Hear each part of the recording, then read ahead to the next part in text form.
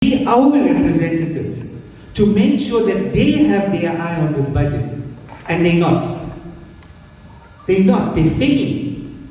So we are asking the question, hold on, if they're not doing it, then who's supposed to be doing it? Someone's supposed to be doing it, but we simply cannot, and you can't tell me that if you're sitting in council and you're telling the speaker or whoever, how do you expect me to vote on an incomplete document and they are voting you? How? It's impossible. The legislation that we have in this country does not allow for that. There are other mechanisms that can be taken by a party or any councillor for that matter, insofar as, and there's subcommittees, there's a finance subcommittee, there's a municipal and public account committee. It's slipping through all of these cracks and still getting approved and passed. Something's broken. Something's seriously broken. And if we don't do something, and I said this maybe I think 2, 3, 4, 5 years ago, then we might as well sell up, pack up and leave this country. Because there's no hope. But if we want to stay in this country, then we need to put our shoulder to the wheel and we need to make it work. Not just for us, but for the future generations. And this is what we are trying to do. I mean, for all the volunteers in Erpm, none of us are paid. We don't get paid. In fact, most of the time, we're taking out of our own pockets to keep the organization running. I mean there's cost to everything, and you would know that. But we do this. But we do it for the community. We do it because we want to help people. Majority of the people who come to us have there's no one that they can go to. And they find hope when they come to us. And just helping individuals is what keeps us motivated and keeps us going. And we want to see a better city. We want to see a better city. And we want to see a better future for everyone, not just for people from Westville. We want to see a better future for every person in the city. So I don't want to spend too much of time preaching. I'm sure many of you know what I'm talking about. I'm happy to take questions on any matter that was raised tonight, and even suggestions. I'm happy to take those questions.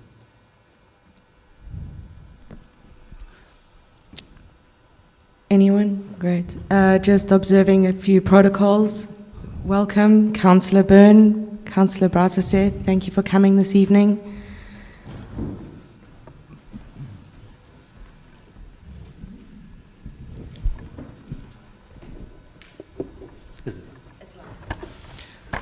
Okay, so good evening to everyone. Yeah, thanks, Rose Azad. Is that how you say your name? Because I've seen you in the paper, but I haven't actually been part of these discussions or meetings. So I think a key, and it's, say again? Introduce yourself. Oh, let me start there. Yeah, my name is Kumaran Pillai. Just call me Kum, K-U-M, keep it simple. And it's good to meet all of you all. I believe there's about 100 people in the audience tonight. And I'm not sure how many people are online. But I think if this is the critical mass we have, then I don't think we stand a chance. And I'm not sure why. I've interacted with Mel a bit at the back. She may not know me in person, but in terms of some correspondence when it was needed. Nice seeing you, Mel. We'll touch after the meeting. But I think the key is the unity thing that you brought to the fore. And it's not a question, but an observation. Somehow we are not united. And I'm not sure why. We understand the issues on the ground. We understand how atrocious the situation is. It's untenable. It's an untenable situation. We've got to move. We've got to have the momentum and then the critical mass to be able to address this together with these leaders that are in front of us that are actually very passionate about what they present tonight. And I think the facts and the figures speak for themselves. So I'm just going to look at my quick notes here just to guide me. I think as far as the time that has gone by now, personally I can say that I have not really been fully invested in such discussions as a start, and then the movement that you speak about and the activism that goes with that as well. I think there's a big need.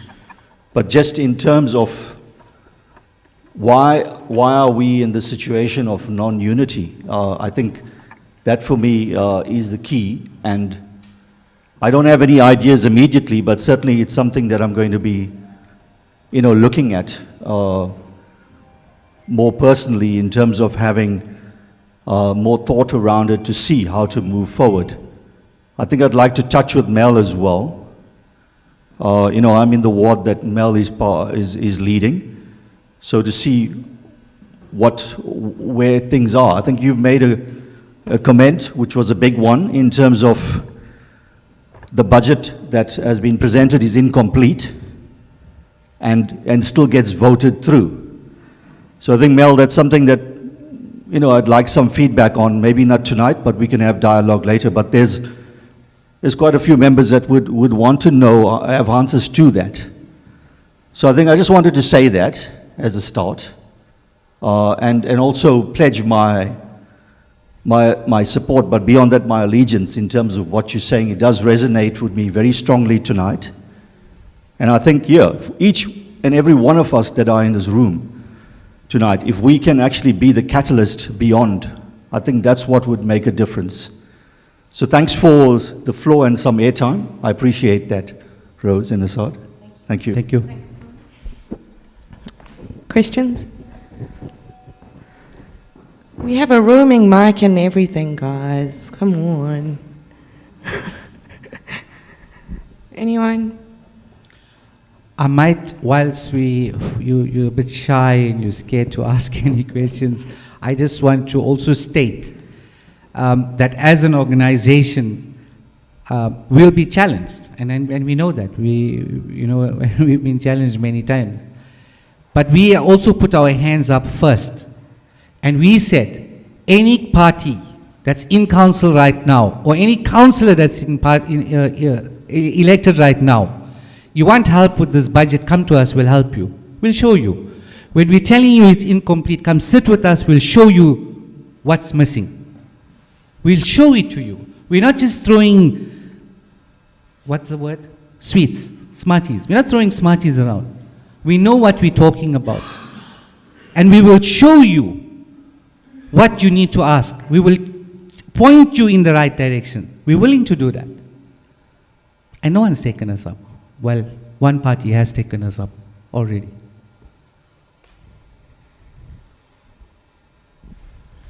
I have two hands. Ladies.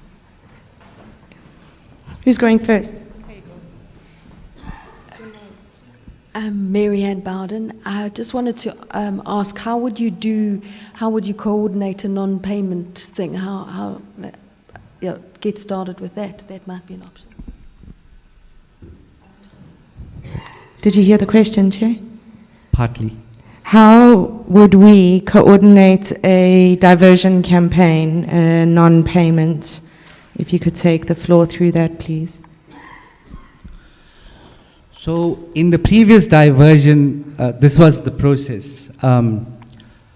We set up, as an organization, we set up a separate bank account from Erpm. We were challenged on that as well, because many came to us and said, no, but it needs to be in the name of the lawyer and this, and we don't know you, and if we give you your money, our money, you'll take our money and you'll run away with there was all those stories. But long story short, we set up a separate bank account, and what we then did was, you had to register as a member, you then got a profile under Erpm, And through that profile, you then paid your money with your account number. There was a whole lot of stuff that went behind it, and it went into that bank account, and it was held in trust in that account for 3 months. And then obviously when the matter went to court and we lost, and we then had to pay the municipality, we as the association then paid this account on your behalf, on your account number, and we paid it to the cent. There was not a single cent that was not accounted for. So we do have the mechanisms and we do have the processes. However, this time around, the team at the back and this lady in the front here, they have kind of streamlined a much more better process, so to speak. We've learned from that experience, but there is a mechanism, obviously through the paid membership, into your profile, because again, there are bank charges, etc., associated with us taking your monies. And what we're calling for, again, guys, and I need to say this, and maybe they'll change it because they're hearing me say this. When you don't pay your account, and it's a policy that within the municipality, when you don't pay your account, they don't disconnect you on the first month. For those who haven't paid, you will know this. And if you haven't paid on the second month, they still give you a second month grace. But by the third month, if you haven't paid, expect to be disconnected. So what we are then saying, and we saw this with the last diversion campaign, they only took action on us on the third month because that's how they function. So we're saying if every single ratepayer for 1 month, every single ratepayer withheld their money, whether by themselves or through us, you will definitely make them sit up and listen to you, which is what we want. It's a tough one. I see your hand, I recognize you, but there was a hand in the back just before. Do you still have a question? Excellent. Sorry, I hope I answered the question. Is your question answered? Nikki Holst. I'm just wondering, there was, I think it was last year, that how to recruit people, and that was going up and down our roads. Has that happened? Not yet. Yeah, because otherwise, if each neighbour speaks to their neighbour, and then that neighbour speaks to that neighbour, and sort of light the fire in that way, it might be easier to hang over the wall than to walk up and down the road. We're going to start a Hang Over the Wall campaign. Everybody buckle up. Hi, I'm Asia Lakat, first-time homeowner. Well, I think the lady behind me had just asked the question that I was expecting to ask. But the thing is, we have a very minuscule, improportionate representation here of the Ratepayers Association.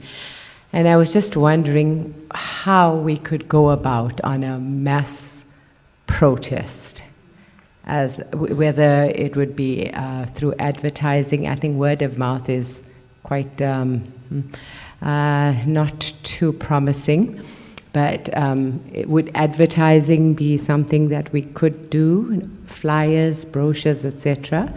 And the second question is, if we are taken up legally, how are the costs borne and by whom? Sorry, I have another question about the new water meters. I don't know if it's appropriate for me to ask. Ask the question. Okay. So residents on my street have been consulted on our chat. There seems to be a problem with new water meters that have been installed at the beginning of December.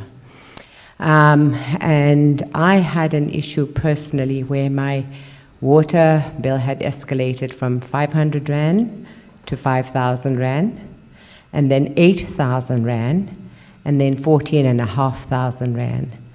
I was asked to investigate and any leakage in the property. I've had 3 different inspections. There were no leakages in the property, yet municipality has insisted that there's a leak. Now, when I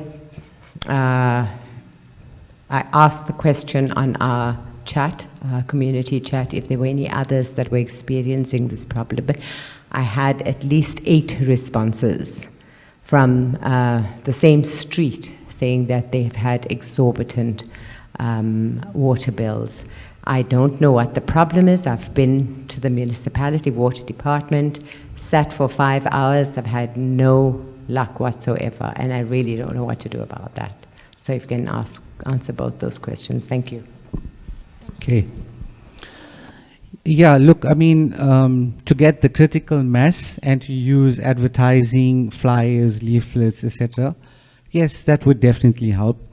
As an association, we are totally reliant on membership fees. We do some fundraising, and we do have some individuals who are donating to the organization on a regular basis, small amounts, 500,000 in a month, etc., etc. So we rely on that. We rely on that income to run the organization and to keep the fires burning, so to speak. We don't have a lot of that. Obviously, if we had more, we would advertise more, and we would go, put a flyer in every post box, or stand at every robot, or put a print in every newspaper, so to speak. But we don't have the luxury to spend funds or spend money in that regard. In fact, 98% of our income goes towards our legal costs, so servicing those legal costs. We do have Norton Rose as our legal firm, and as you would know, they're not cheap, they're quite expensive, and we have to ensure that we meet our commitments insofar as those legal costs are concerned. So much of what we do with the membership fees and with donations and with fundraising goes towards ensuring that we are able to make sure that we are legally protected in terms of what we do. So I hope I answered that question. It's a 2-in-1 answer. And then the last one, insofar as the water meter issues are concerned, there are many factors. So ideally what needs to happen is most people need to be responsible. You need to know what your average consumption is per month. That's the first step. And if you see that your consumption is beyond what the expectation is, depending on the number of people that stays in the house, then you would immediately know that there is a problem. And in most instances, from our experience, we found that many individuals, especially for houses like in Westville, the older houses, etc., they do tend to pick up a water leak. It's either in the cistern, or it's in the washer, or an underground leak which is not visible. But what we then do is we then ask them to monitor the reading on the meter, and we or ask them to look at it at a specific time. So if it's 8 o'clock in the morning, do that for at least a couple of days, 3 days, 5 days, 7 days. It will give you an indication in terms of the volume of water that's being used. If that volume is high, then obviously there's a problem, and then you need to do a leak test. A leak test more than likely would find the issue. Then if the leak is found, it is repaired, and then you go through the normal process of putting a water loss claim, etc., and that gets sorted out. But what we also found, and these are the anomalies which the municipality is not looking at to address, and we find this mainly like in areas like Phoenix, Asherville, where there's water shedding.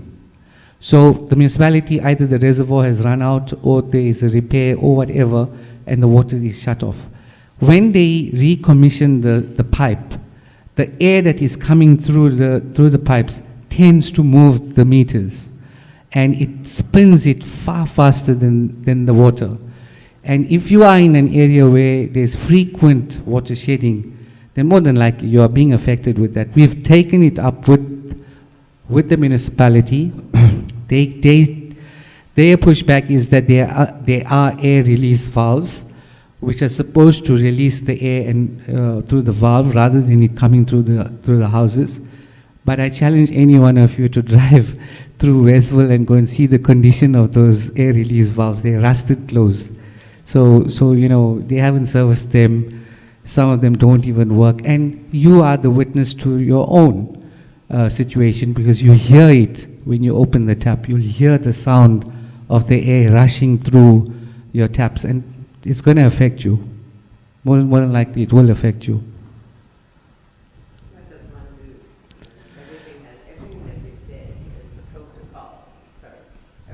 Everything that you said is the protocol that I have followed. We have switched off my the meter, and as soon as I open it again, it races into by double digits and triple digits. So, you know, I mean, I've been to municipalities. Yes, absolutely. And municipalities really not coming back. They put my account on hold for another month. But how do you deal with a 14,500 rand water bill? One person. So the procedure. Is it the water? Sorry. What I'm trying to also figure out is why did they have to change the meters when the meters were, I mean, we could have saved the money and utilized it in other ways. These meters were functional. There was a meter that was actually replaced 2 years ago. And just to put you into the picture of the inefficiency of the department, when they had changed the meter on their own volition, they hadn't changed the meter number to my premises. And I was being billed for somebody else's water consumption. So, yeah. You're talking about the inefficiency of the department, and there's many of that. So, one, you're getting, so firstly, it's the wrong meter on your account. Then there's the incorrect reading on your account. There's so many things that are happening now. And mind you, I just need to remind everyone here. So at one point, they were not reading the meters. And as the association, we went and put pressure on the municipality and said, no, we can't. In fact, in this very hall, we made the mayor commit to that, to say, if you don't have the capacity to come and read my meter, then you have to take my reading. Because you're not coming to take it, so take my reading. You have a problem, challenge us. So they accepted that, and then they were accepting readings being sent from the community. And that worked very well. And lo and behold, again, they sit in council in the glass houses, they take a resolution, and they say, no. Now let's just consolidate water and electricity, let's give it to our own in-house people, and they will go out and they will read your meter. And guess what? They don't take your reading anymore. You can send it via WhatsApp, you can send it via email, you can put it on the app, you can put it on an arrow and shoot it to City Hall. They still won't accept that reading. It's not going to work because they've taken a council resolution to say they're not accepting readings from the community. They will only take the reading from the meter reader. And over and above that, what they've gone and done is that the meter readers are only going to come to you every 90 days. So, which means they'll come and take the reading, the following month it will be an estimate, the following month it will be an estimate, and in the third month they're going to come and read your meter. And in between, what happens? You will find that there's a fluctuation. You will find, for those of you who received your bill last month, you'll find your electricity is slightly higher because of that. So now, again we compromised. But when you speak to the representatives, the people who we elected, and say these are our problems, they're not listening to us.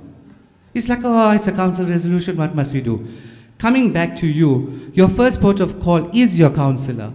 You need to go to your councillor and say, help me with this. There's an incorrect billing, this, and they're supposed to direct you to it. But if they don't, then come to us. We'll help you. We're more than happy to help you. We've helped many people in the city, and we continue to help many people, especially with cases like yours. Sorry, there's a hand at the back. I don't know who came first, Lubna but you are next. Okay. Thanks. Hi, my name is Lubna Nadvi. Thank you, Asad and Rose and team, for everything that you do. I agree with you that something has to be done, and the conversation that we've been having, especially on the WhatsApp groups and so on, highlight that. I mean, there's so many deep sort of reflections on what needs to be done, how it should be done, and so on. So I'm thinking through the mechanics of, firstly, what is to be done, and secondly, how it is to be done, because I think that's really the reason for why we are here. It seems to me that you've spoken about the budget. The budget needs to be fixed. So it seems to me that that is one item, one to-do thing that has to be done. The second thing is that we have to get better leadership, competent leadership, honest leadership, accountable leadership. And the only time that we would get the opportunity to do that is at the local government elections. So it seems to me that is item to do number 2, that is a project that will take us some time to actually get there, but it's something that has to actually start now. I'm just thinking, in the city of eThekwini, the population is roughly 3.3 million, if I got my stats correct. 3.9, okay. So how many of that population are actually ratepayers? Because then you need to... 75,000. 575, okay. So the question then is, in comparison to the overall population, do we have the capacity to be able to reach the people we need, to get the message to those people in the languages that they will understand and be able to act on, in the way that they're able to act on? The average citizen, I'm sorry if I'm giving a long talk, but I'm just reflecting and I'm just sharing.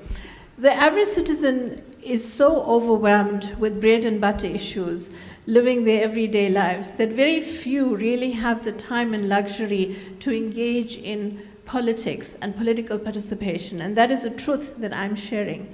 And I think that we have to understand that reality. So how do we get the message across to the maximum number of people that will actually come to the space that we want to bring them to and actually act on what we need to do? So I'm saying we need to figure out the mechanics of these things. And there were other suggestions made just now about the, reaching out to the neighbors, reaching out through other ways, mass mobilization and so on. I think pretty much everyone has a cell phone. I think that we can find ways to get messages to people outside of WhatsApp groups, outside of, those kinds of technologies. So I'm just thinking that we actually need to reach people who are actually not ratepayers, that are going to vote in the local government elections, but don't pay taxes and they are not ratepayers. You need to reach them. So that is, I think, item to do 3. So I just leave it at that, and it's about trying to get those things done in the best way possible. Thanks. Thank you, Lubna. Salient as always. Lubna, thank you. Take another question. Thank you, Mr. Chair. Thank you, Rose. I just want to respond to the lady's problem, Mr. Chair. If you've got the app on your phone, and it's for the past 2 years, it's been on there now. And for the last 2 years, I haven't had a problem. And prior to that, for the last 13 years, prior to that, via email, there's never been a problem. So, ma'am, if you want, I'll give you my details. I'll show you how to go about it. If you go to Prior Road, and you can be sorted. But I'll give you the information. Okay. Okay. Mr. Chair, I'm on Ward 23 and Ward 25. And I looked at the groups. There's approximately 2,500 people on that group that read my message as a reminder for today's meeting. That is Ward 23 and Ward 25. How many are here from Ward 23 and Ward 25? And I sent it out about 5 hours ago as a reminder today. And I put it out when it first came out. I put it on there on Ward 23 and Ward 25. And there's not even 50 people from here from Ward 23 and Ward 25, and there's 2,500 on the group. So it shows, I don't know, the apathy. But on the group, you hear the bitching and the moaning of the water and the lights every day. Reservoir Hills, every day. If it's not the water, it's the lights. If it's not the lights, it's the water. And in Ward 25, practically every day. Ward 25, lights, water. But where are those people? But they bitch and moan on the group, but they're not here. They're not prepared to join the group like you, that we're advocating. Thank you, Mr. Chair. Thank you. Another question? Marcus. Chair. Good evening, ladies and gentlemen. My name is Marcus Richards. I'm from Ward 63. I'm a part of Erpm, and I'm going to stand as a candidate for Ward 63 for the political movement. 2 weeks ago, Mike Mabuya Kulu, who is a spin doctor for President Ramaphosa, painted a very rosy picture of the state of a eThekwini municipality. And I promise you, I actually pulled over to one side on the freeway and I thought to myself, these guys are a bunch of mother trucking liars. But I use a real word, unfortunately. And this is what we actually are dealing with. In the height of 2022 floods, the Hans Detman Bridge was washed away and the Blundell Bridge was washed away, which meant that people from Chatsworth, surrounding areas, Queensborough, Savannah Park, Shallcross, Malvern, were basically trapped in their homes. We had one way out. And one way out, unfortunately, bordered the informal settlement. And we were basically held prisoners in our own communities. And as community activists, we basically built the bridges at our own cost, with no help from municipality whatsoever. The only thing that happened was the previous premier, I forget his name. Sorry?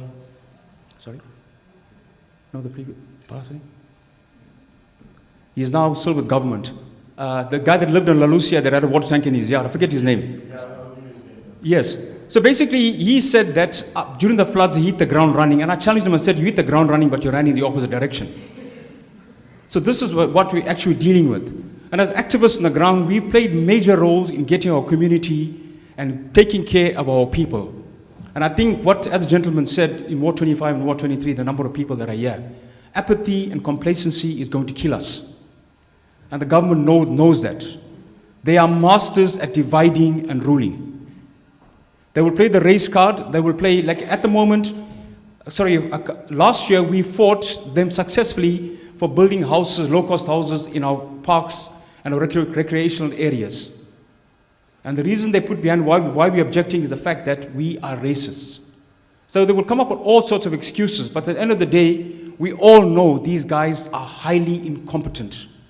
Something is rotten in the state of eThekwini. As Hamlet said, something is rotten in the state of Denmark. And it's time that each one of us, regardless of our financial status, or where we live, whether you live in Westville, La Lucia, or whether you live in Shallcross or Chatsworth, any low-income area, the battle is yours and the battle is mine. And ladies and gentlemen, let me tell you something right now. The enemy is at the gates. What are we going to do about it? Thank you.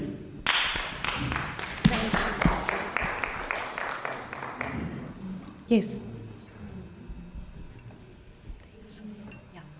Hi, my name's Belinda. I agree. When it comes to politics, I sort of see it in this vision. Poly stands for many, and ticks, well, they're blood-sucking animals.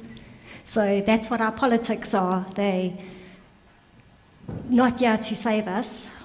We are the only ones that actually can save ourselves. I don't have the answers of how, that's why we are tonight.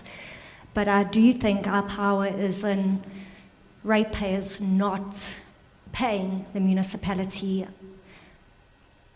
because that will bring them to their knees. I mean, that's just one thing that I can think of. But I do think we can't rely on them to save us, and we need to stand together and try and get as many people to back yourselves. Thank you. Thank you. We're coming back to Kum, and then we're going to hand back over to you for answers.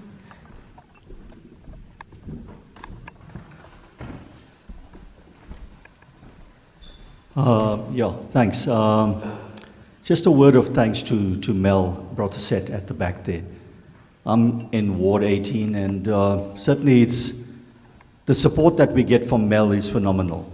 I think she really does. She's very professional and very on top of issues. So I just wanted to give that type of thanks It's not, I mean, that's, obviously it happens in small pockets, I guess, and that's why we have a lot of complaints today. But I just wanted to keep this brief, but as far as tonight goes, we are talking about rates, right? I mean, the name of your movement has rates in it as a start. So I think that's our port of call, in terms of our point of, I wanted to say point of departure. I think we really need to focus somewhere. We have a lot of complaints. We have a lot of anger as well, but I think we need to put that aside. We need to remain objective. So what are we here tonight for is the rates. What I haven't heard is the perspective on the rates in terms of the facts of the matter, in terms of municipal valuations, for instance. As each individual in this room, as maybe a homeowner, looked at their municipal valuation and went through the process of ascertaining in an objective way whether that valuation is fair, right? So that's the first thing. What I haven't heard is whether this organization can be an umbrella body to steer initiatives and efforts in a collective, unified way. And if that's the case, then I think that's where we need to be very quickly. We need some sort of agreement that there is this type of collective under this umbrella body. So I'm not hearing that, so maybe some feedback on that. And also, like I touched on, Mel is here in a capacity. How are we working in close conjunction with ward councillors like Mel and others as well? Maybe there are lots of councillors, I believe, from what all the complaints I'm hearing, there's lots of councillors that don't deliver like Mel. And this is not a PR campaign here, right? It's just straightforwardly from the heart, matter of factly. It's based on results. Okay, so I want to leave it there, but I want us to be very focused in terms of what we leave here with tonight. What do we want to do? How are we going to be contributing to the cause? I think you touched on membership, if that can help. And I think it's an insignificant amount, right, per annum, for instance. I just looked at it a few days ago. It's an insignificant amount. Now, I'm not a member, but I'm definitely going to become a member. So that contributes to the cause. That's one way each of us can actually then put our money where our mouth is, basically, let's say. Okay, and give to the cause and support these leaders that are in front of us and others amongst them that champion this. I think we know that we have many problems to deal with, but let's tackle them objectively. Let's be very, very focused in terms of what we're targeting. Let's say over the next month. I think rates is a big issue, right? So if I could hear from Assad, what sort of quantum are we looking at in terms of the tariffs, and how much are they out of kilter? Maybe to give us sort of a range in terms of a percentage that municipal values are far inflated, right? And that poses certainly a problem to all of us. So I'm hoping that everyone has gone through that process. Has everyone put in their objection? And if we're sitting in this room today and we haven't objected to the tariffs proposed for rates, then I think we can get help from Assad. I mean, if you look at their website, it tells you that you can get the support. So I've said a lot, and that's a mouthful, but I want to keep things objective. So, and we really need, if we haven't put in our objection to the tariffs, then you really haven't started your journey, and you haven't contributed to the cause. That's something that you can do. Yes, you need to get help, and I think these type of leaders can help us, together with the ward councillor possibly as well. They can guide in terms of the process, the objection process. Getting the objection form should be simple enough. I've certainly objected.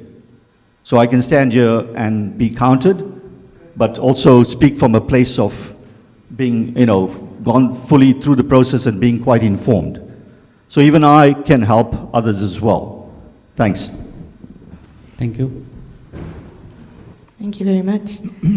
Okay, so I didn't touch on the rates aspect because I thought by now many of you either objected or if you required that assistance, you would have approached us. But I will touch on it. So again, we need to understand that property valuations are done every 4 years in terms of the Property Rates Act. And there is a valuation rule that then gets published. And in terms of the legislation, you, as an individual, you need to make the first move to establish what the value of your house is. Whilst the law does state that the municipality needs to make certain provisions in terms of advertising the valuation role and gazetting it and. But if you don't get to see that, it's your fault, basically. So we've been highlighting this and we've been pushing the links, and in many instances, we helped individuals to download the evaluations and the objections form. So we've got a team that's been focused on that and have been assisting many of our members and non-members in that regard. What we also then picked up was that the time frame for many of these individuals was very, very close. So we wrote to the municipality and we said, hey, hold on. The time frame that you're giving individuals to actually look and get assessments and fill out the objections and whatever is too close. And then the municipality responded back to us to say, but no, we managed we've given every one of us 90 days. And they counted this from the 14th of February.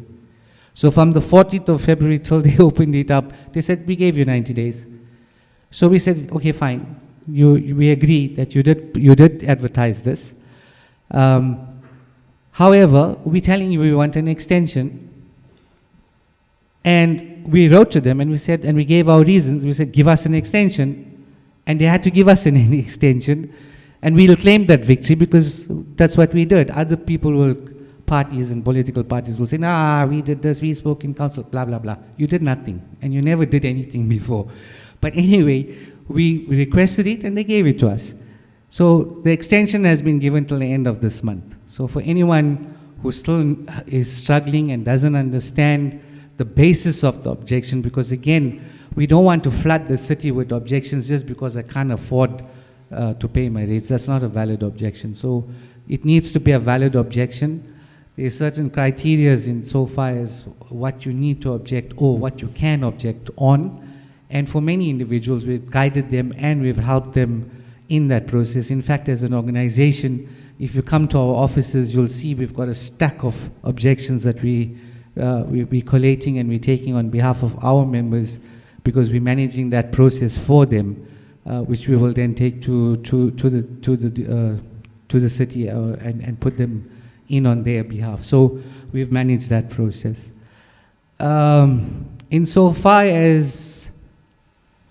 Insofar as the organization is concerned, and to Lubna's question, how do we then reach out to those individuals who are more interested in the political arm of Erpm, because Rose did mention that we have the activist movement, which we will continue to run with, but we also want to enter into the political space, and for many reasons.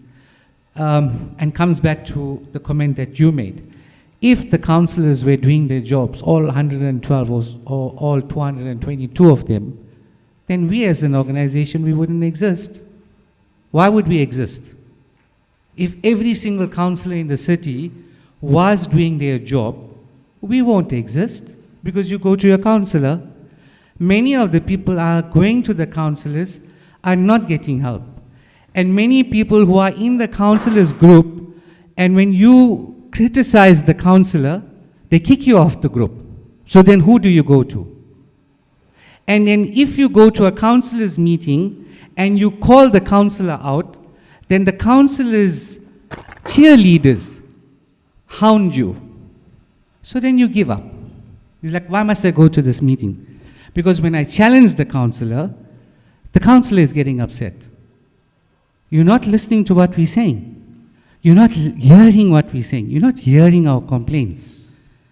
So If the councillors did their jobs, we won't exist. In fact, we keep saying this. We keep saying that if the system worked, we don't need to do this. We don't get paid to do this. Councillors get paid to service the community. We don't get paid. We do this for free. We do this voluntarily. But try and get hold of your councillor at the most critical time. You won't. You'll struggle. And for whatever reason, they meetings, whatever. So maybe the system's broken. But we can't be in a situation where we're saying, we got a councillor, the councillor is great, but then the ward is falling to shambles. If you're saying the councillor is great, show me one ward in eThekwini that is A+. Show it to me. Show me one ward in eThekwini. In the budget, each ward has specific votes that need to happen in terms of projects. Sometimes the councillors don't even know what's supposed to happen in their ward. How? How? It's budgeted.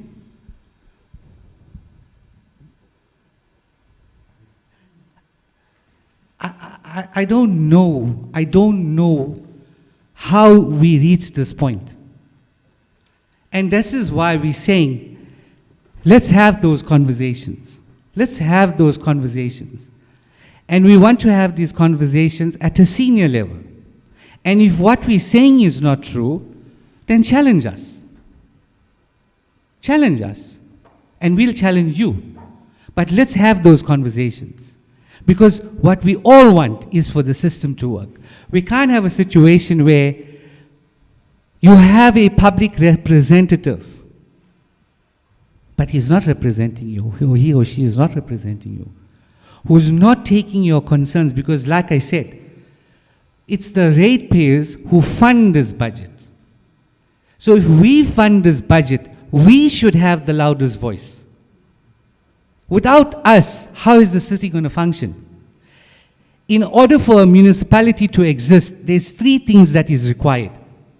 The first is there needs to be a land, because you can't have a municipality in the sky, so there needs to be land. The second thing is there needs to be a community. So you need the land, you need the community. And the third thing is the administration. None of these can function without the other. The administration cannot function without income. And the income is coming from where? It's coming from services, coming from rates. It's coming from people who are diligent, who are paying the city. But there are many in the city who are not paying for services. And we understand that there needs to be that cross-subsidization. We accept that. But when you're coming to us and you're telling us you're addressing an imbalance of the past, but when we go and look at the past, there's nothing that's been balanced. Nothing. Go to Chesterville, go to Claremont. It's not being balanced. But you're taking the money from us, and you're saying you want to do this, and then you come to us and you still want to say double-digit increase.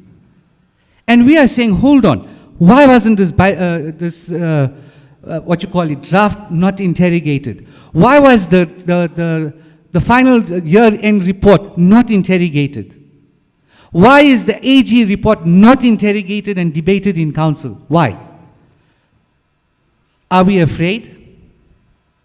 Are we afraid that if we open these conversations in council, we'll get taken out? What is it? Something is not right. If the AG report is telling you there's a material deficiency in the report, you haven't reported on this, there's repeat offenses, and we just sitting in the VW looking at the daisies, we're not concerned about it. 58% water loss in the city. 58%. 58%. If you had a business and your business was selling water, and 58% of your water was getting stolen or lost, you won't be here. But where are those voices that are speaking out about this? We're bleeding 300 million rand a day on water. 30 million. Sorry, 30 million. 30 million rand a day, every day, going in the gutter. If I was a councillor, I wouldn't sleep. I would not sleep. I'll go and chain myself in council till they fix something or did something about the water. You can laugh, Mel. You can laugh. But we cannot put ourselves in the situation. How? It's unacceptable, and I get it. Because of that 58% is non-revenue, which needs to go to previously advantaged. We've been calling for that. Tell us, meter it. How much of this water is going as non-revenue, actual non-revenue, and how much of it is lost? Because drive around the city, you'll see the water losses. You don't have to be a rocket science. It's just leaking. And if the water is being wasted, because again, go and do the maths. Go and do a 5% saving on this loss and see how much of revenue you bring back into the system. As a normal person, it tells you that go and fix this. Fix this. And what should be the discussions in council is to fix that, to demand that we fix this water loss, reduce this water loss. If they don't discuss anything else, the only thing that they should be discussing in council is the water loss. Because many of us are affected. You can go without electricity, guys, for days. Try to go without water. For those individuals in Sherwood, every single day, every single night, why is there no water? Why is there no water? What is the councillor doing? What is the councillor doing? Please talk to us. Please call a meeting. Please do this. Please do this. Why? I don't have water. 2 o'clock in the morning, I don't have water. Every day there's no water. People are going through this. They are suffering. And what we do? Nothing. Nothing. Nothing. It's unacceptable. It's totally unacceptable. And I promise you guys, if we had the money, we would take the city to court again on that matter. Sorry, they're telling me to shut up.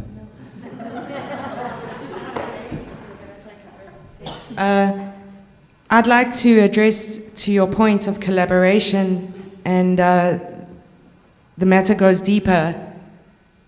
We have a leadership crisis, not just in eThekwini, but that's where we're focused, and we have a leadership crisis. I want you all sitting here today to imagine you're a ward councillor. Just for a second. Imagine you're a ward councillor in a broken eThekwini, and in your ward, you have passionate and dedicated volunteers and activists who just want what you want. They want the city to work. And imagine, as a councillor, seeing that activist and volunteer, instead of a patriot and an ally, a threat. Imagine dismissing that activist, disregarding and completely ignoring them and hoping that by ignoring them they'll go away. You're doing your community any favors.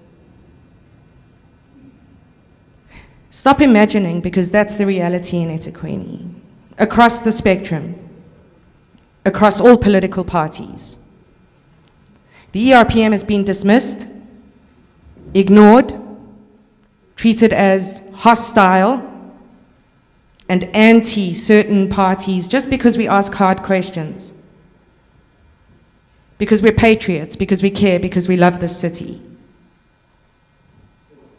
Those are the leaders. Sorry guys, can we have one meeting? Those are the leaders that we're at the mercy of. Those are the leaders that have iced us out, and those are the leaders that have forced us into the political arena because they wouldn't listen. Because make no mistake, the Erpm has absolutely no political ambition. We don't want to be in that house. We have to be. None of us wanted to be politicians. The move is a reluctant one, but it's one of necessity, and it's one I hope you're going to support. And the second thing I just wanted to echo. Chair mentioned Chesterville, Claremont. Many people have come to us and said, yeah, but you're a ratepayers association. You fight only for ratepayers. And to a certain extent, that's true. But I want you guys to think about the fact that our organization, what sets us apart from other ratepayers associations in eThekwini and why not all of them are aligned to the Erpm, is that we actually champion for our money to be put to its purpose where they say they're going to put it to its purpose. Just tagging on to what Asad said about, yeah, well, where the project's happening in Chesterville, where the project's happening in Richmond Farm, where the project's happening in Umlazi, in non-rate paying communities, because we're funding it. And we deserve to know that our money is being put to its purpose. None of us are fighting about the cross-subsidy. We demand it. We just want what's fair, what's just, and what's right. And we believe that because we've been at the mercy of shocking leadership for too long, we know what it takes to be a good leader. We know what we were shut out of, and may we never make those mistakes. May we never treat patriots, activists, and volunteers with disdain and disregard. And if we ever do, I really hope that every single one of you are going to call us out. I'd like for you to promise us that. Thank you. Were there questions? Come on, I'm going to give somebody else a chance for a second.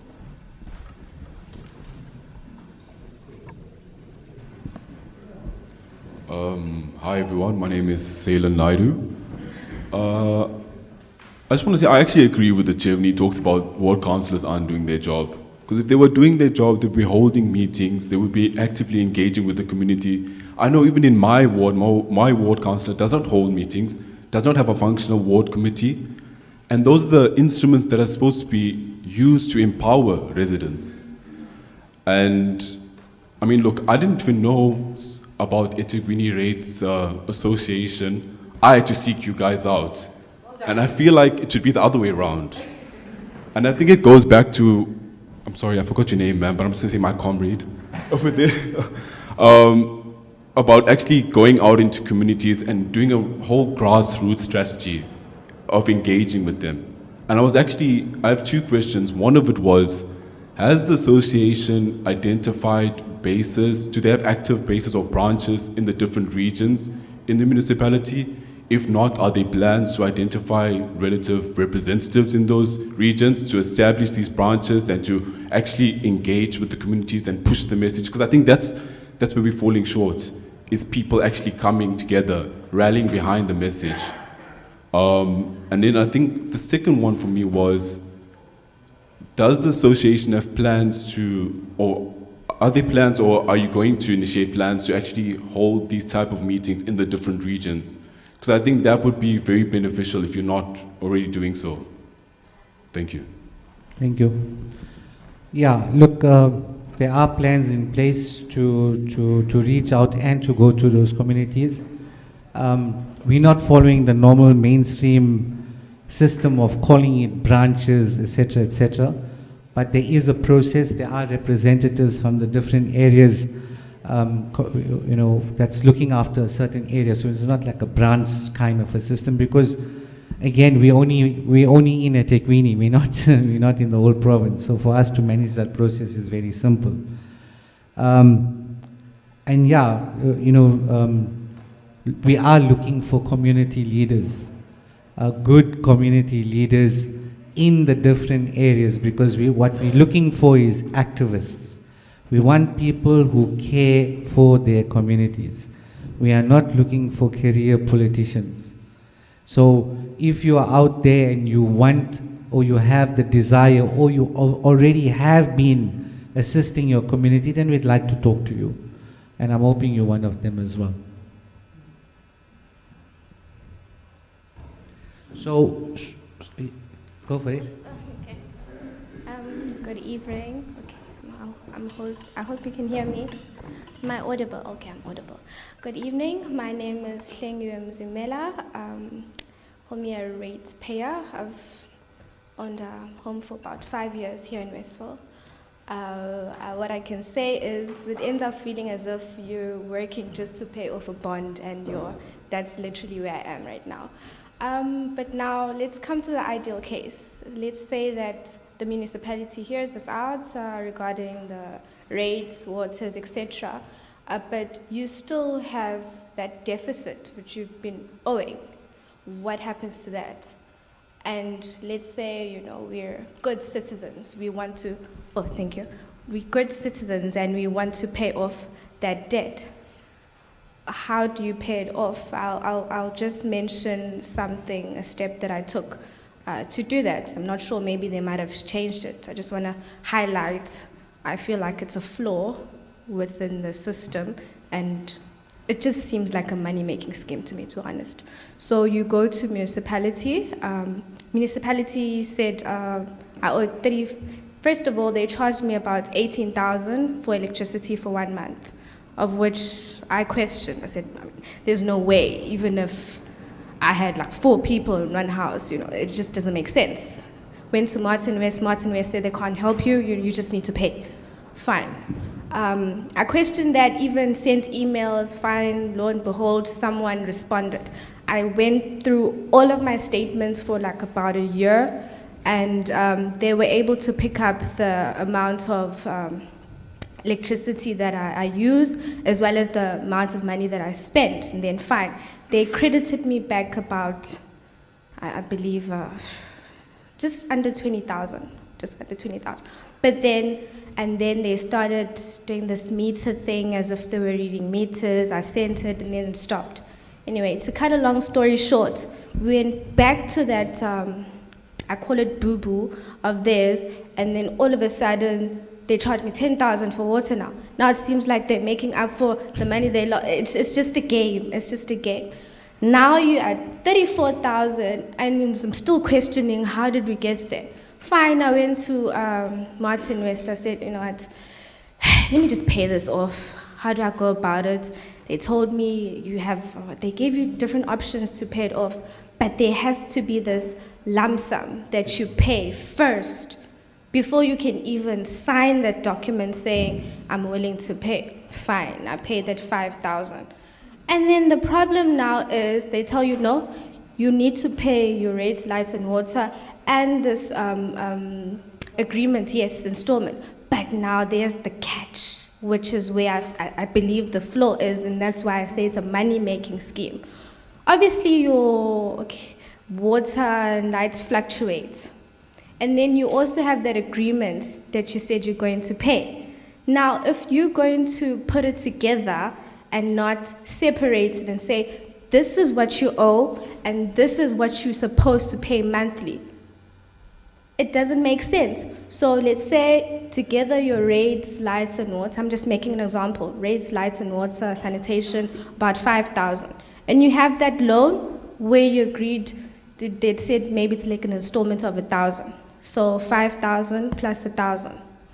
Fine, you pay it. Now the 5,000 goes to 6,000, 7,000. You're not coping with the 7,000 and 8,000, but you are paying that 1,000, but it doesn't register to them.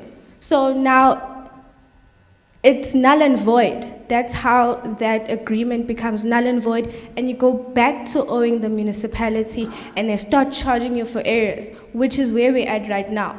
I'm honestly not willing to go to municipality and say, listen, I'm willing to pay. Rather, they let them charge me. That's where I am right now, because what is the math? The math is not making sense, and no one at the municipality can explain how they came sense to it. Thank you.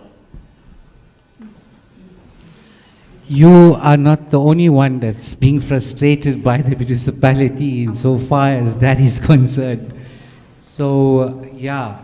And for many people, they will enter into this credit agreement and sign the acknowledgement of debt, not realizing you have to pay your current bill plus that amount that you've agreed to pay. And should you not pay the full amount, you basically broke the contract, and then they bring the entire amount back into the system.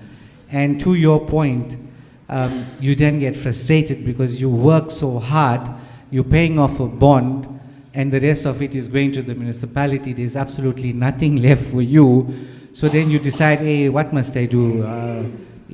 Must I pay my municipal bill, or what must I do? And then you end up being in that situation. You say, hey, just bugger it. I'll just carry on with my life. And that's why the municipality's debt is increasing. Now, how do we fix this? We can't fix it in this room. We can't. Those decisions and the resolutions and the solutions are in council. It's not here. It's not here. We as the activist movement, we can't find those solutions.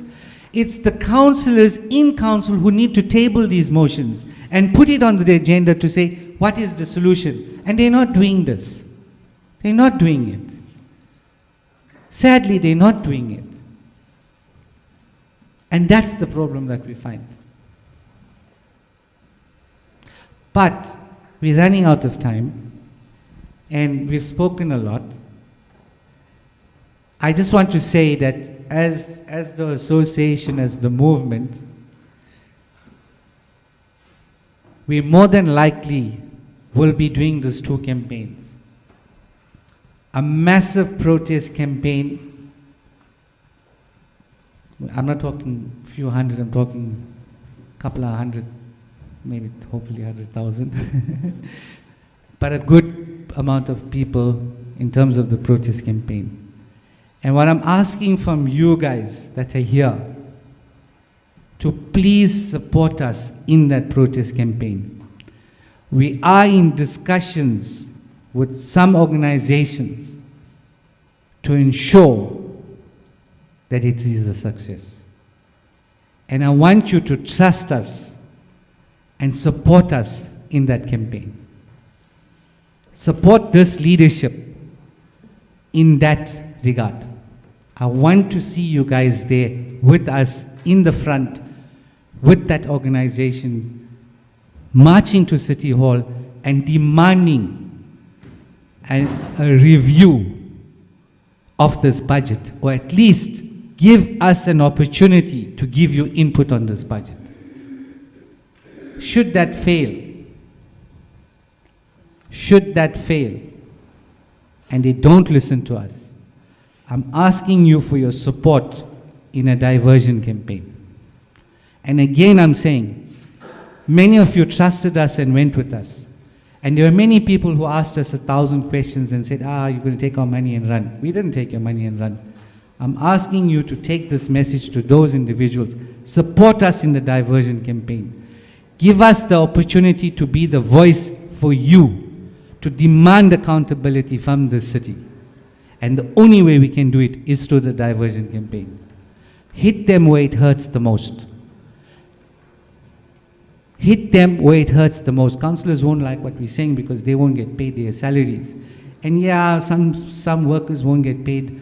We understand that. Guys, I feel for those workers who won't get paid. But are those workers feeling for us when we can't feed our families?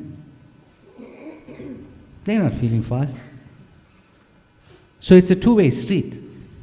As much as they are going to be punished and they will suffer, we are suffering on a daily basis.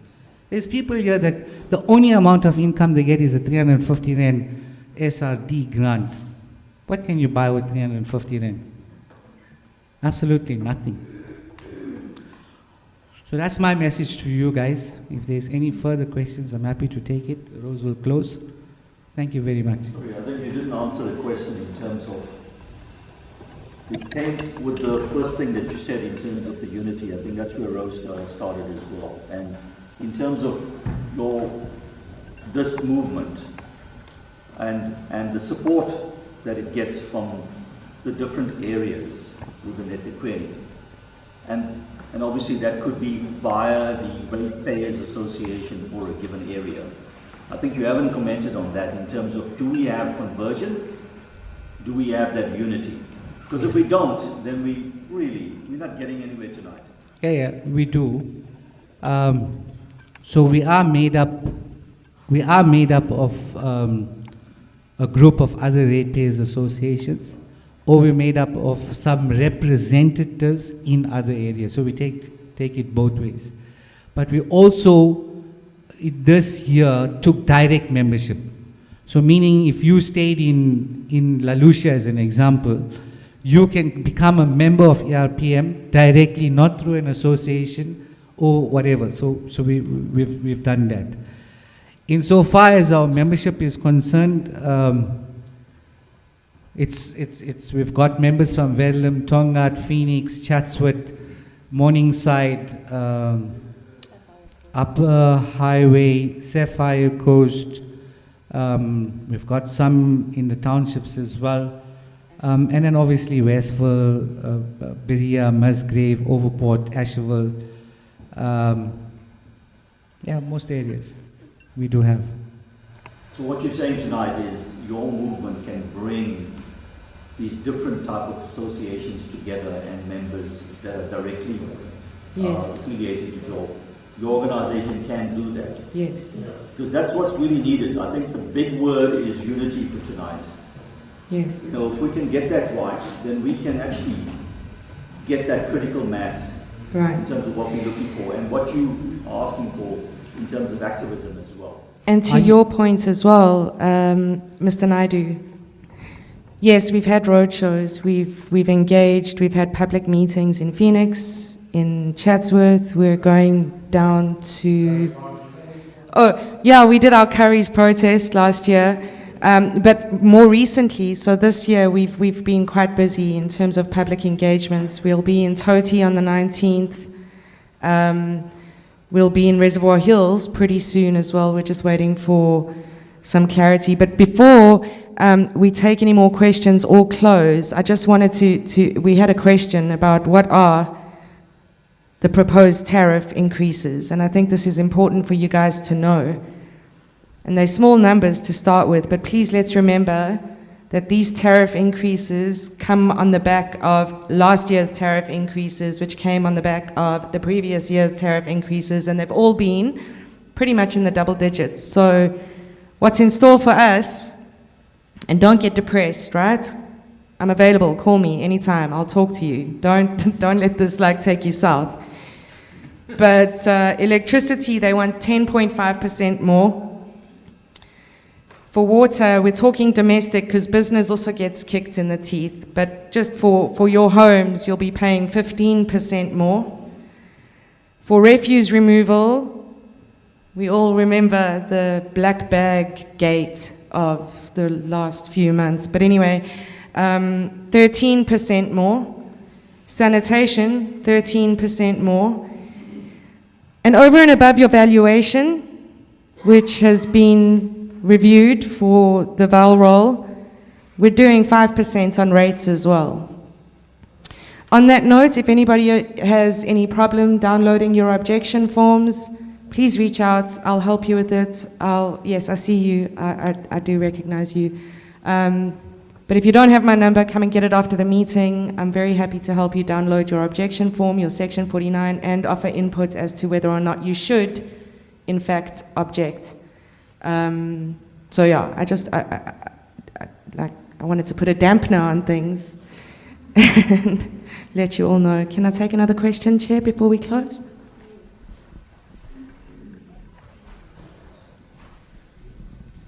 Good evening, everyone. My name is Tapsi, and I'm from the Westville Ratepayers Association. My comments are, I think we are all aware of the issues that we have. If we aren't, then it's a serious problem. And whatever action we need to take, it has to be a numbers game. If we don't have the numbers, we're not going to succeed. So that's something that's critical. And if it's a protest march or withholding of electricity monies, I think that The other ratepayer association must indicate what numbers in their communities are going to do what we want done. Otherwise, it's going to be a waste of time. Because I went to that meeting at Curry's Fountain, the numbers there were not very impressive. So I'm going to support whatever action we decide on, but we need to do it in numbers. Noted. Okay. Do you still have a question? I'm going to swing you all the way around. My name is Mike Wood from Ward 10. I don't know if this is the correct platform and whether I'm going to get hung here, but I'm going to ask it anyway. Councillors, they are supposedly the people that hear our voice. Am I correct? So in this platform here tonight, I don't know how many wards are here, but I'd like to ask a question. In this ERPM, in these type of meetings, would it not be conducive that ward councillors also present themselves here? Because as individuals, it's quite a difficult task to go to your individual ward councillor and cry your pity out to them. So I don't know how many wards are here. How many? 4. How many councillors are here, if I may ask? 2. So that's a pretty poor show, isn't it? I'm asking. Please, don't crucify me. But these type of meetings should be where our ward councillors represent us and they can hear the plight of the people that are here. Otherwise, it's not going to go anywhere. We're going to rely on the likes of you guys and your leadership to try and break through this freaking hard nut that doesn't go anywhere. Sorry if I'm being aggressive, but it's our ward councillors that need to represent us. Am I correct? So to answer the question, when we initially started off as an association, that used to be the program. We used to invite the councillors to be part of the process so that they could hear. But what we found was when the councillors are having their meetings, they fail to invite us. And more often when you go to those meetings, there's maybe 5 or 6 people. It's not, in fact, we got a better crowd than the councillors. But not to say that what you're saying is incorrect, because as Rose alluded to earlier, there should have been this collaboration between the Ratepayers Association and the councillor, because what we're fighting for and what we get done supports the councillor. It makes the councillor look good. But the councillors didn't see it like that. And that's the sad part. For Westville, there's 4 ward councillors, 2 are ANC and 2 are DA. The DA councillors are present, so give them a round of applause for making their time to be present. What I can do, if you like, I'm happy to give them the space if they want to take the space and address the crowd. I don't want it to be a bashing session. You can bash us, but if you want to put questions to the councillors and if they're willing to take those questions, we're happy to give them the podium. I've had a very good working relationship with Councillor Warren Byrne. He takes my calls, and when I do ask him for stuff, he does do it. I have to acknowledge that. But he's also constrained with time. And many of the times, he's not available to his community, which frustrates his community. And I'm sure it's something he recognizes and he's aware of. So I don't want to get into all of those details, but the fact that they have made time to be here, and if they wish, councillors, I'm happy to give you the space. I'm happy to give a perspective.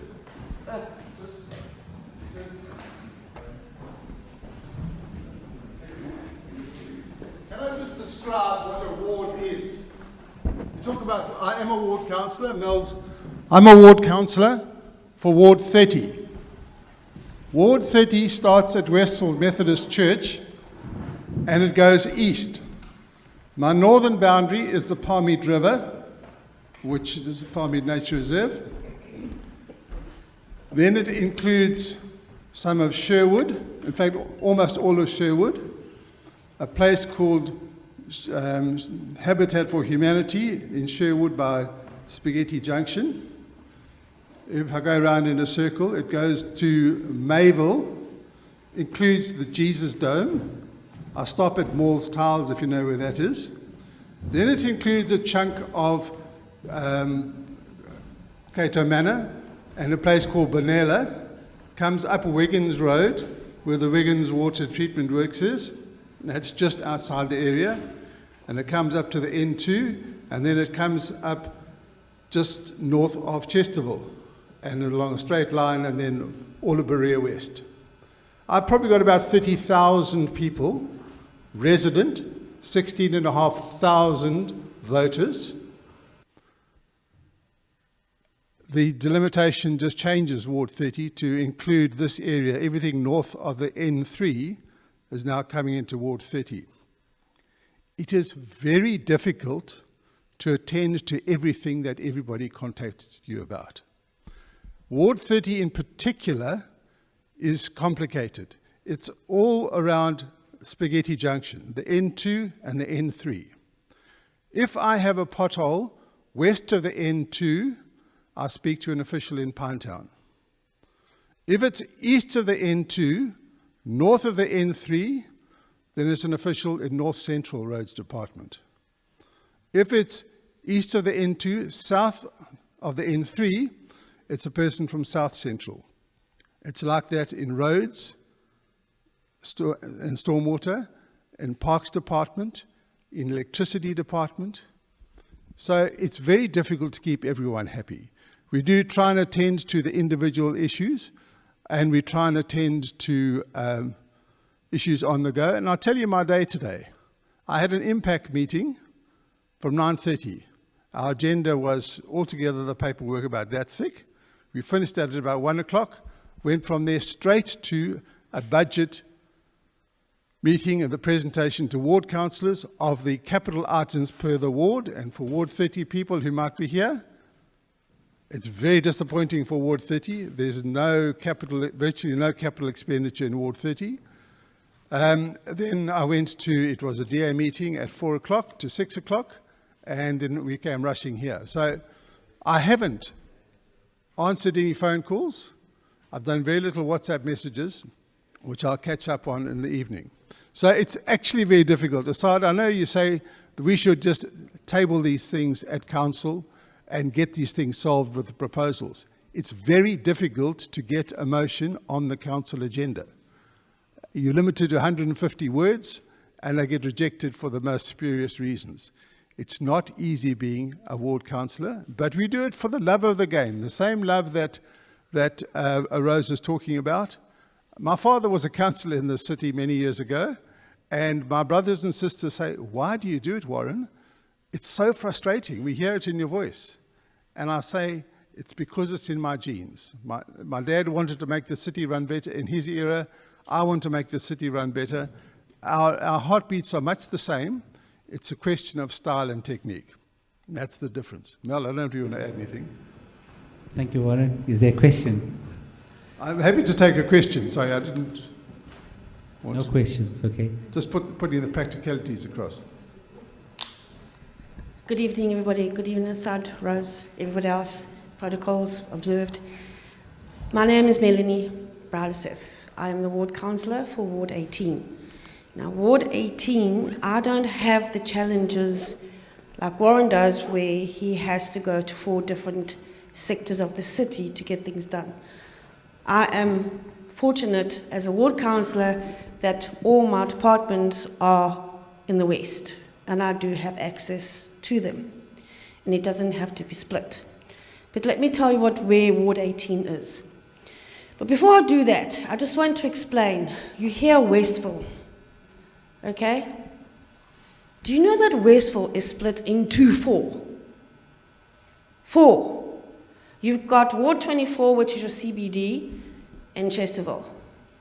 You've got Warren, which is basically Westville Boys down. You've got then Ward 18, which is from not the KFC robots, but the robots below on Roger Shishi going up there. Okay? And then you've got Picklockery area. That's also Westville. So it's split into 4. So when people say you're Westville Council, councillor. You've got to state where you live, because that impacts where you're getting the information from. Okay. So when people say, but I'm not the ward councillor for Westville, they go, what do you mean? Because of that. People are not aware of it. People need to go and vote. Right, so Ward 18, Roger Shishi going straight up, going all the way around into the CBD of Pinetown. CBD, not Westmead, not the industrial areas, further that side, the CBD. Okay? Then you're going through to Farmingham Ridge. So Farmingham Ridge is on the other side of Caversham. Then you're going through to Hatton Estate. And then you're going through to Sarnia, which is you talking about Ward 63. I'm on the border of Ward 63 on the Moseley side. And then I have obviously Cowies Hill. I'm missing an area, can't think right now. That's how big. And my residence is about 24,000, I think it is. And only about 14 are voting. So that's how big my ward is. So Westville is just one particular VD, one area. So when people say about getting hold of their councillors, I have ways of getting hold of me. I do have my activists, I do have my admins on my group, and I'm on my phone constantly, like we're in meetings, we try to respond while we're in meetings. We are constantly in meetings, and it's actually frustrating to be in a meeting because I am now the deputy chairperson of our caucus, therefore I have to pay even more attention to the actual meeting. So it's not like I can sit there in my meetings and answer all the WhatsApps like many other people do. So it is a challenge for us. So when I receive over 150 personal directly to me WhatsApps, and then another 50, 60 on other groups, you can't get to every single WhatsApp every single day. So you may get a 2 or 3 day lag. And then the point being is you've got to sift through and you've got to find those urgent ones and try and get those urgent ones out as quickly as possible. And then we can get back to the ones that are not so urgent, but you need to give feedback. So yes, it's a challenge. And the more people that help us, the better. Do you understand that as a ward councillor, service delivery has become our job? It's 80% of our time because of the dysfunctional municipality. They don't believe in maintenance. If things are working, then why fix it? As a result, our infrastructure is failing. Westville knows with how we come at the moment, with the Southern Aqueduct going through there. They're having water issues every single day. We have Shongweni. I was in Shongweni. You know the heart of, do you know where Shongweni Market is? Go further down, go down the hill and go up a hill. Do you know they don't have water at all? That community does not have water. So there are bigger issues. So when people say they don't have electricity, we've got the processes for a couple of hours, we give updates. But we've got to bear in mind, it's a big city. There are 211 wards. There will be 212 wards. Okay? So when you've got an issue, it's not just your ward, it's bigger picture. 112 wards, 220 councillors, yes. Because there's ward councillors for each ward, and there's a PR councillor, so it's 222 yeah. councillors. So 222 councillors split into a lot of parties, seats in council. And a lot of the work is actually not done in council, it's actually done in the committees. The work is actually done in the committees, and then at council it's rectified. It's then official. So a lot of the work is done in committees. As committees, we do oversights, constantly doing oversights, checking. That is our role. We are an oversight. That's what we do. We go out. If there's an issue, we go out to a certain area. If there's a hall that's collapsing, we'll go and do an oversight. Why is it collapsing? 9 times out of 10, because at the end of the day, the budget is not enough to repair halls. They haven't repaired any kind of hall in 30 years. Ceilings are collapsing, floors are collapsing, Fire hydrants are not working. Doors are not working. That is just one issue. So we are in oversight. And the more people give us information to do those oversights and work with associations, and I'm very willing to work, I really am, we can actually achieve a lot. But remember, it's not just a local issue that we've got to talk about, it's the bigger picture. And it's not just eThekwini, it's the entire country. Because what happens here is happening in other constituencies, in other municipalities all over the country. But if we work together, we can achieve a lot. And yes, our rates, we don't agree with the rates. We don't agree with the double digits as our party from the DA. We do not agree with it. We never vote for the budget, ever. So we can work together and we can achieve a lot if we just talk to each other. It's amazing if we just talk to each other. I don't know if there's anything else or any questions. Yeah, I'd like to just hop on what you said. So the councillors, the way I see it, and I don't know much about council, are our voice. Yes. Okay. We have now had to formulate the Erpm, and again, please don't crucify me, is Erpm on our voicing what let me not specifically point to councillors, is you obviously aren't being heard as councillors because we aren't going anywhere.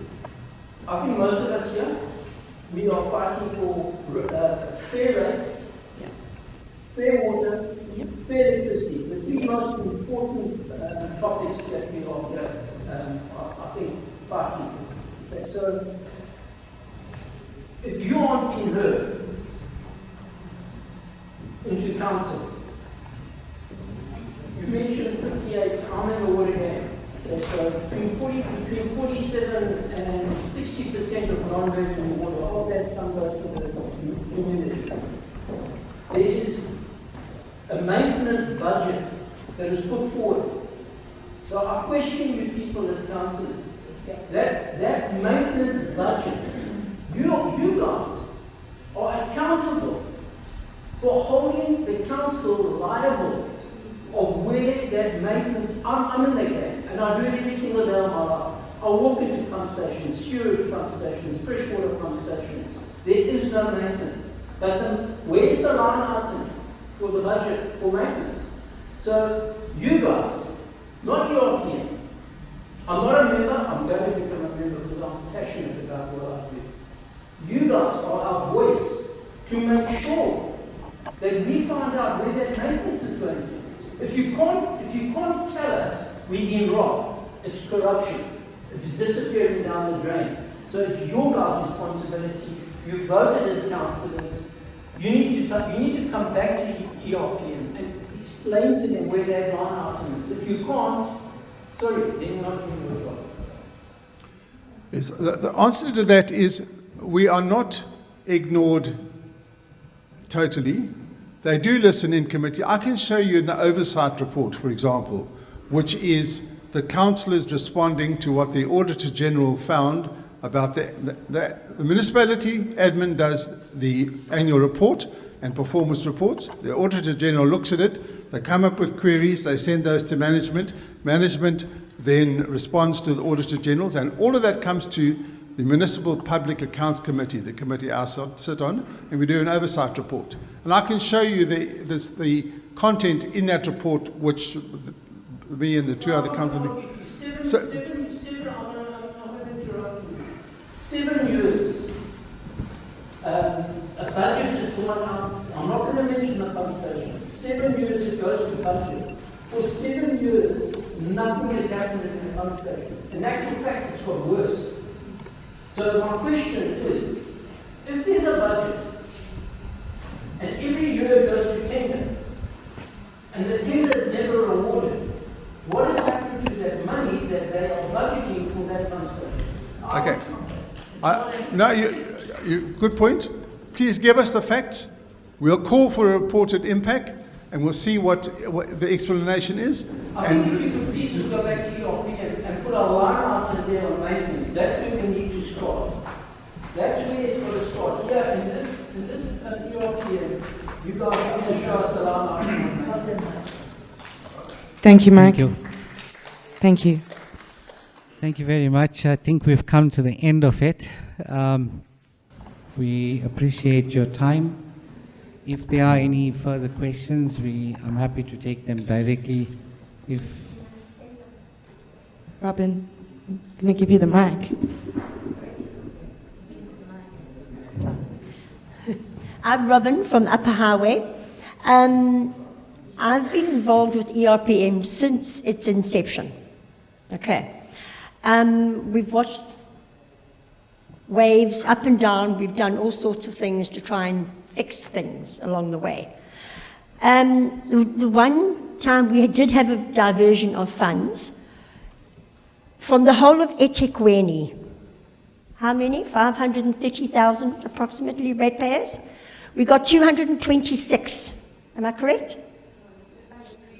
Just under, yeah, 3 years ago, was it? We did a diversion. That's what supported Erpm, to try and bring the municipality into some sort of accountability, okay? So I would just like to ask from the people that are here tonight, if we had to, which I support, a diversion, I definitely do, from you all here, would you all support it? Show of hands.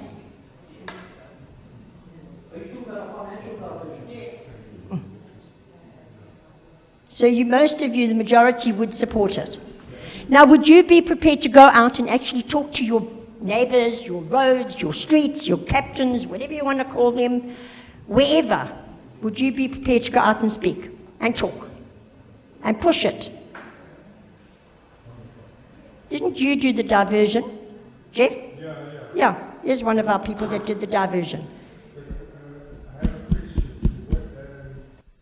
If you live in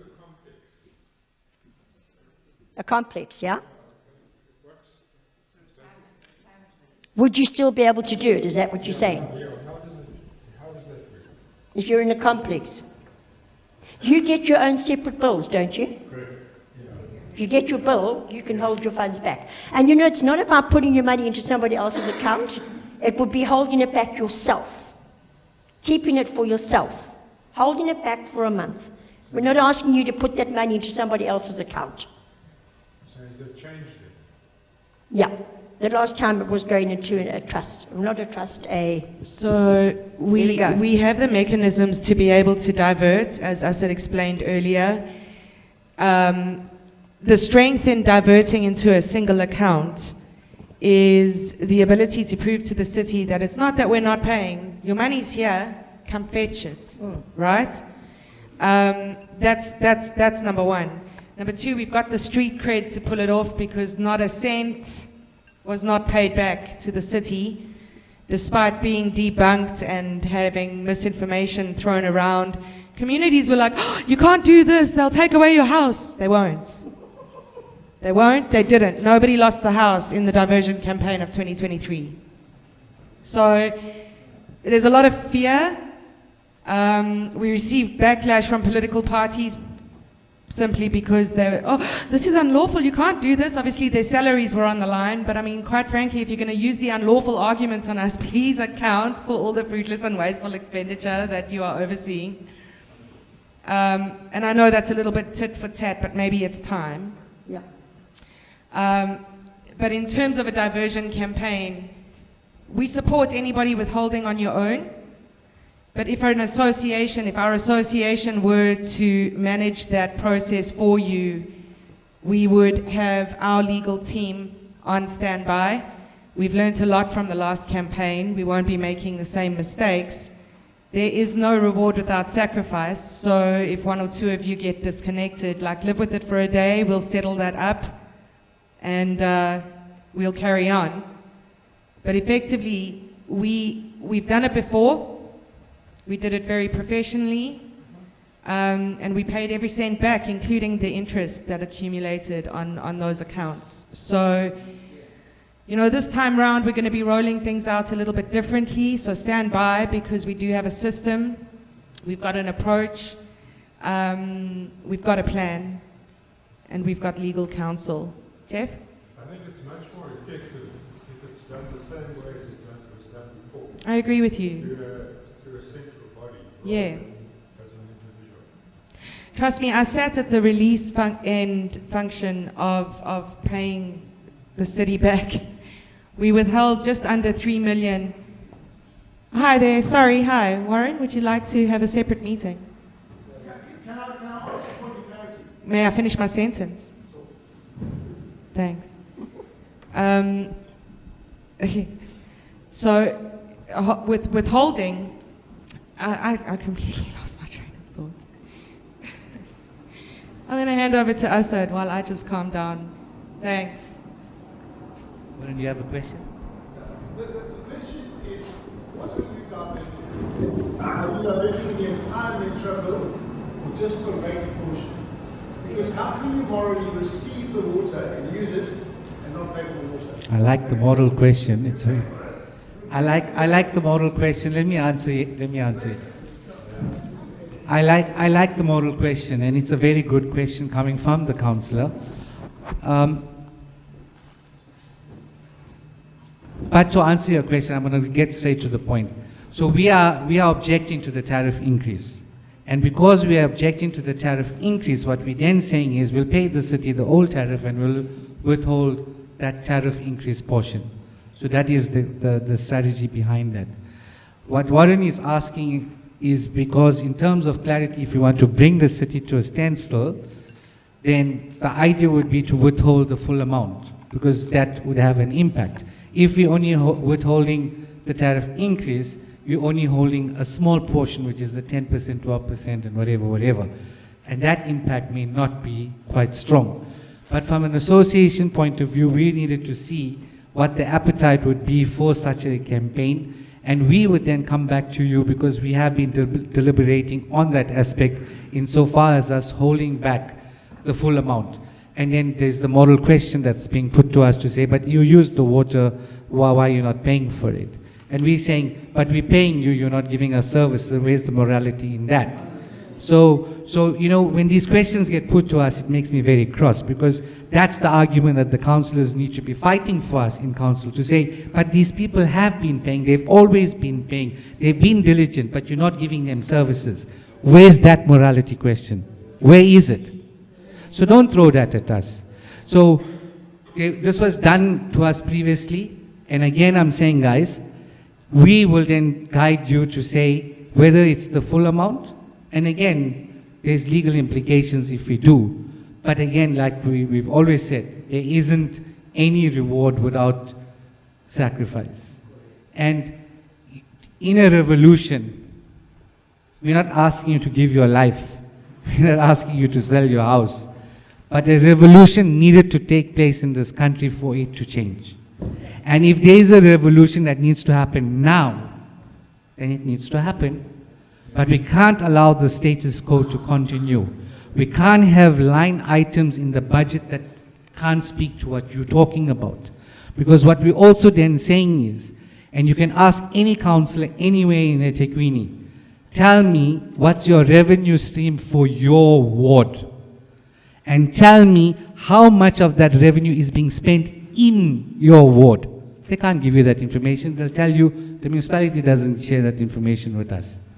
So if you are the councillor for a particular ward, you should know, hey, there's my ward brings in 20 million, 30 million. Of that 30 million, 8 million or 10 million is coming back into my ward. In my ward, I've got so many pump stations and reservoirs. When was the last time a pump station in my ward was serviced? Why was it not serviced? Why is money not being set aside? We shouldn't be sitting in a situation where we're saying 7 years. In fact, we've got 8 wastewater treatment plants in eThekwini that are not working, not functioning. Now, if you can't process the waste in your city, it tells you something. It's telling you something. And if you if you know all the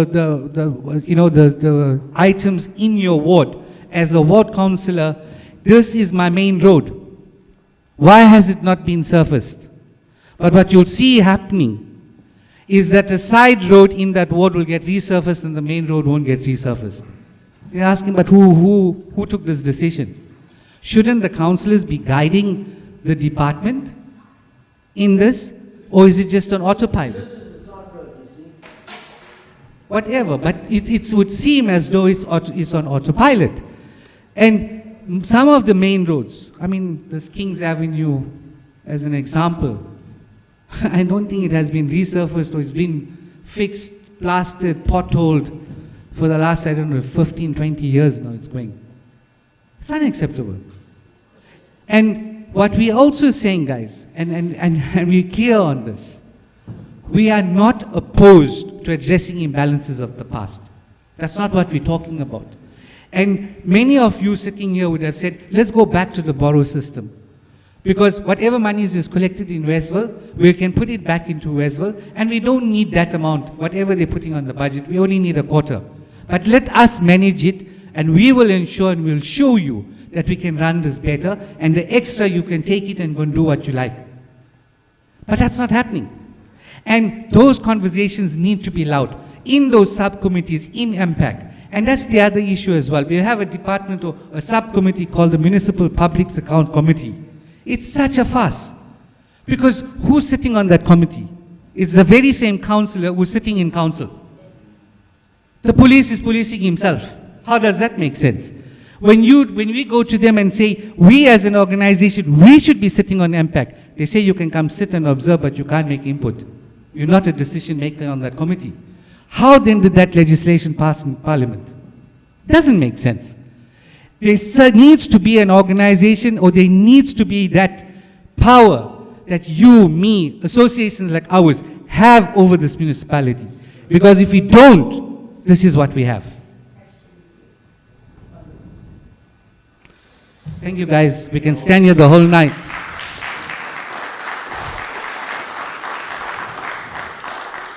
If anybody needs help with the evaluation objections, please come and chat to me. I've cracked the municipal code. It's actually quite simple. They make it more difficult than it is.